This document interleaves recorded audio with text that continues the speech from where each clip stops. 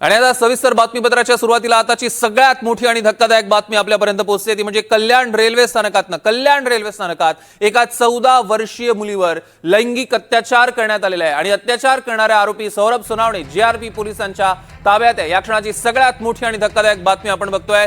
कल्याणमधनं अतिशय धक्कादायक बातमी आपल्यापर्यंत पोहोचते। कल्याण रेल्वे स्थानकात 14 वर्षीय मुलीवर लैंगिक अत्याचार करण्यात आलेला आहे आणि अत्याचार करणारे आरोपी सौरभ सोनावणेला जीआरपी पोलिसांनी आता ताब्यात घेतलंय। अमजद खान आपले प्रतिनिधी आपल्यासोबत फोन लाईन वरून जोडले गेले आहेत। अमजद, नेमकं काय घडलं? सौरभ, अतिशय धक्कादायक प्रकार आहे। कल्याण रेल्वे स्थानकात एका 14 वर्षीय अल्पवयीन तरुणीवर बलात्कार लैंगिक अत्याचाराची घटना घडली आहे। घटना अशी आहे की ही अल्पवयीन तरुणी अहिल्यानगरहून कल्याणला आली होती। तिला आपल्या मामाच्या घरी खपोलीला जायचे होते। कल्याण रेल्वे स्थानकात ती खपोली ट्रेनच्या प्रतीक्षेत होती। एक तरुण त्याच्या जवळ आला।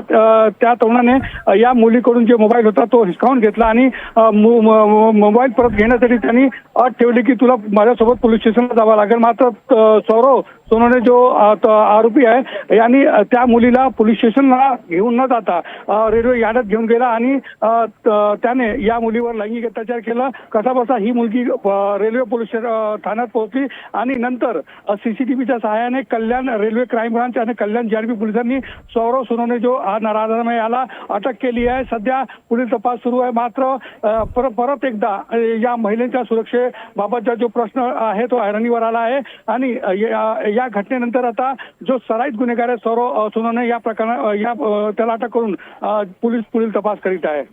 निश्चितच अमजद, या संदर्भातले अधिकचे अपडेट्स आम्ही तुमच्याकडनं घेणार आहोत। तुर्तास धन्यवाद।